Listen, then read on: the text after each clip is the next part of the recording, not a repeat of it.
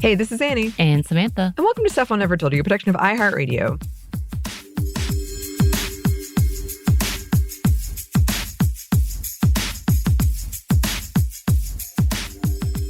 And welcome to another edition of our sub segment, Fictional Women Around the World. Because this is May, Star Wars stuff abounds, and today we are talking about Rose Tico. You can see the episode that we did on the Star Wars sequel trilogy. I've also been thinking, Samantha, I feel like we should have a Star Wars playlist. Oh, probably. At this point, that and The Last of Us, like you need two separate playlists, to be honest. Well, because I think it would be interesting to hear how I went from like pre-pandemic, I don't know too much about this Star Wars, to whoa. Like, to here we are. Here we are. That's I think fair. it'd be interesting. That's fair. But we'll see about that. We'll see about that. But we have talked about this before. So let's jump into it. Rose Tico is played by Kelly Marie Tran and was first introduced in mainstream Star Wars media in the 2017 film The Last Jedi. If you somehow have not heard our past Star Wars episodes, this was and continues to be a very controversial movie. People still like fighting about it. Woo! Though of note, a not insubstantial amount of things like review bombing was carried out by bots. Again, you can see that past episode. Yep. That being said, and we'll get into all of this, she was forced off social media due to the sexist and racist hate she received for this role. The character has nonetheless appeared in The Rise of Skywalker. More on that too. Comics, cartoons, often voiced by Tran, which is kind of rare. That the actors from the movies will do the voices in the cartoons, but she has. But okay. The Last Jedi starts with Rose's sister, Paige, dying while fighting for the Resistance. Rose works in maintenance and engineering, and through this work, she encounters Finn, which is John Boyega's character, and is at first in awe of him since he's viewed as a hero due to his actions in the previous film, but she soon realizes he's planning on what seems to be deserting. So she's not cool with that. She stuns him and turns him in through a series of events that largely involve Finn trying to contact Rey, which is Daisy Ridley's character, and Poe, Oscar Isaac's character, not trusting the Resistance leader. They make their way to Canto Bight, which is basically like space Las Vegas, but it's a whole planet, because that's what Star Wars does, and I do love that, to make contact with the Master Codebreaker. I could explain it more, but it doesn't matter here.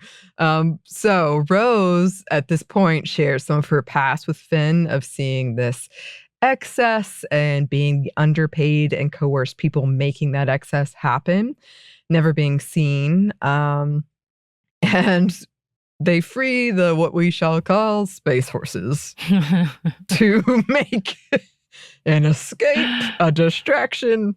This is that section. People complain about that section a lot. To me, that is like a video game side quest. I get why people are mad, but like, that's so many big action movies do that now where they have this, like, it feels like a video game. You have to go to this place and accomplish this thing and whatever. So the Codebreaker betrays them to the First Order, which is the Empire. And they are tortured. They are able to fight their way out, but the Resistance ends up in a really dire situation. Finn goes out to face enemy forces and certain death, but Rose stops him, saying that's how we're going to win. Not fighting what we hate, saving what we love, and they kiss. Rose is injured during this whole thing, and in a mirror of her previous saving of Finn, Finn saves her. Somewhere in her healing, they decide to remain friends. A lot of this all happens in the comics, so I would not blame you for being like, wait, what? So once healed, Rose helps out Leia, setting up communications, and she helps Rey with a rite that Rey is trying to complete, and she is promoted. Okay. After all of this, she starts studying the technical specs of star destroyers and is present during the assault on Exegol, which is like the cult planet, I guess we'll say, against the resurrected Emperor and Imperial remnant forces. So here, quick backstory. Rose's family grew up in an impoverished mining colony. Her and her sister were very close and they enjoyed holodramas and racing. Eventually, the First Order, which is again the Empire, took over their mining colony and forced the constituents to mine materials for their weapons. Rose and her sister Paige fought against them and eventually went on to join the resistance officially. Soon after this, they learned that the First Order had killed their people, essentially. General Leia Organa approaches them and they decide to stay and work with her. Thanks in part to her sister's meddling, Rose proves herself to be a really great mechanic. One of her first experiments didn't work at first, but she kept trying with encouragement from Leia, and when it did work, she and her sister went out racing. But Paige disappeared. Rose blamed herself and set out in search of her. She was able to find her in part with the help of birds that she named squonks. Rose saved Paige and discovered the reason why their communications were jammed, which is really, really important. Eventually, Paige got assigned as a gunner while Rose worked as a mechanic.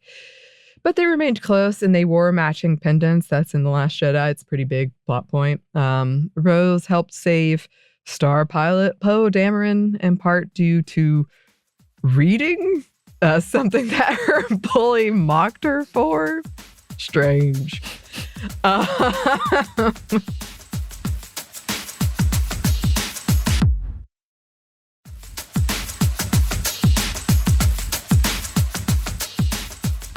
Okay, so as we've discussed before, there is a lot of controversy and legacy to this character. This is a character like people love or hate, which I find fascinating. According to The Last Jedi director Rian Johnson, he created Rose to be someone who would challenge Finn because he believed that Poe, who was originally slated to go on the whole trip to Canto Bight, would be boring when it came to dialogue. From Tran, Rose is not an amazing pilot or a Jedi. She's strong in a different way, and I think that's kind of how she holds her own. She has this fangirl experience.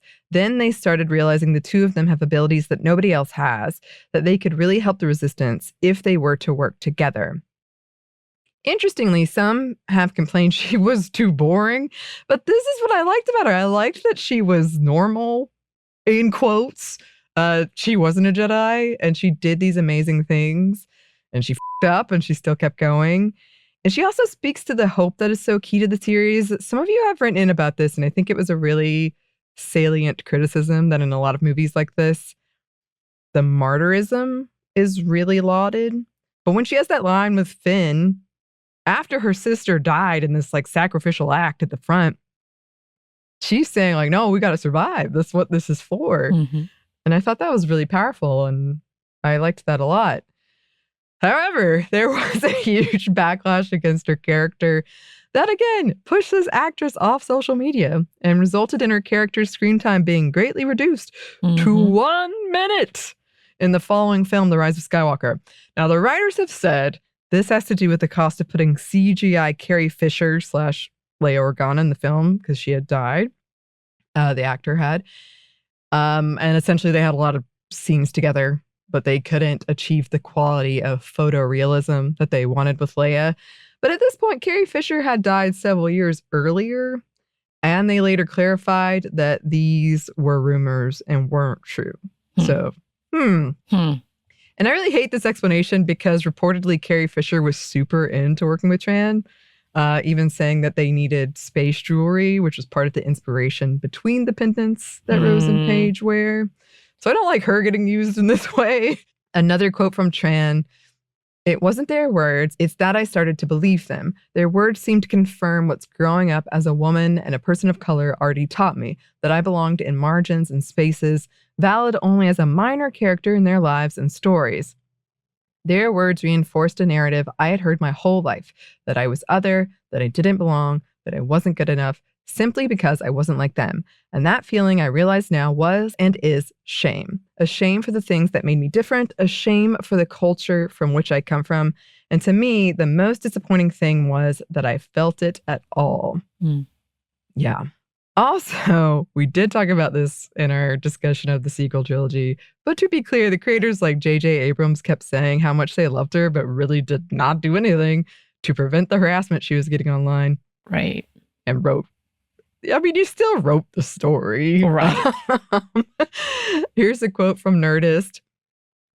But if inspiring her to abandon Twitter felt like a petty victory for the franchise's least deserving fans, the choice to minimize her role in The Rise of Skywalker gave them a much bigger one. They won't see The Rise of Skywalker as bad storytelling, but as vindication they were right about the character and the actress. In spite of insisting he was grateful for the character, even as Kelly Marie had been extraordinarily generous to him, J.J. Abrams rewarded the hostile and deeply insensitive individuals who tortured her. Mm-hmm. Yep. And I thought this was interesting. George Lucas recently-ish said about his selling of Lucasfilm to Disney, "Why would I make any more Star Wars movies when everybody yells at you all the time and says what a terrible person you are?" This, I mean, if George Lucas, white guy creator, is like, no thanks. Yeah, I'm done with y'all. Y'all are the worst. I don't want this anymore. This is a current meme in Star Wars. I don't know if you've seen it, but it's like, we loved George Lucas until we hated him. Yep. We loved Dave Filoni until we hated him. Like, it's like... Right. He was celebrated for about 2 seconds. And then when half of us disagreed, we all hate him. Right, exactly. When this character was introduced, she was seen as symbolic of all the, quote, woke things wrong with Star Wars. And I've spoken before about the difference between legitimate critique between like weak writing and just being a racist, sexist asshole. Mm-hmm. The storyline this character was given in The Last Jedi was uneven. It had its strengths and it had like really interesting ones and its weaknesses. But that's not unique to Rose. But she's the one that gets this reaction, her and Rey. When I was researching this, many of the top results were people asking, I don't get why people hate her. And the number one response was her plotline uselessness. So again, I think that a section people are complaining about, which does, as I said, feel very video gamey to me, is not something we should blame on the character or the actor. I've been thinking about this a lot lately about how male writers, when they write women, we blame the women who are playing that character. Right. As opposed to the people who write them. But that's not generally the case for male actors, in my experience. Like, we weren't coming for, like, Poe Dameron. Right. They were all like, why would they do that to him? That's a setup. Exactly. I do remember hearing things like that. They didn't do him justice. They didn't do him justice. But for women, it's like, how dare you? The actress who plays her. Right. And yes, you can see our episode on Mary Sue's, and there's this whole section. It's the final chapter of our book is about Mary Sue's. For more on this and Rey and all the heat that character got. This is also an issue of all of the other material that aren't the movies. I got in a disagreement with a friend about this recently because most people only see the movies and maybe some of the shows. And I totally get that. So there's a lot of other stuff explaining huge plot points that aren't in the movies, which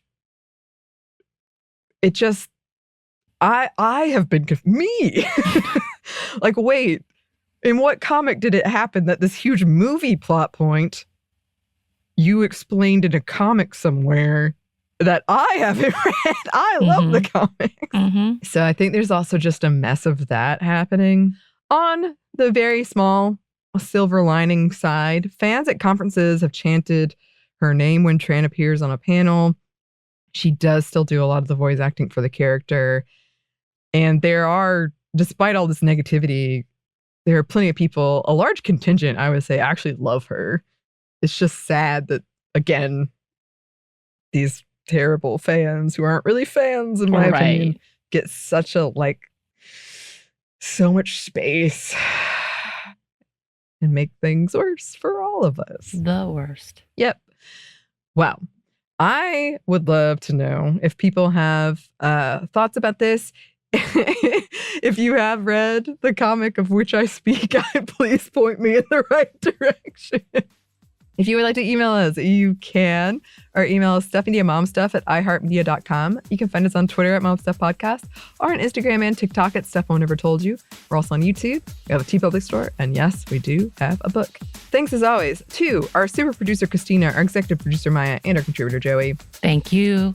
And thanks to you for listening. Stuff I Never Told You is a production of iHeartRadio. For more podcasts from iHeartRadio, you can check out the iHeartRadio app, Apple Podcasts, wherever you listen to your favorite shows.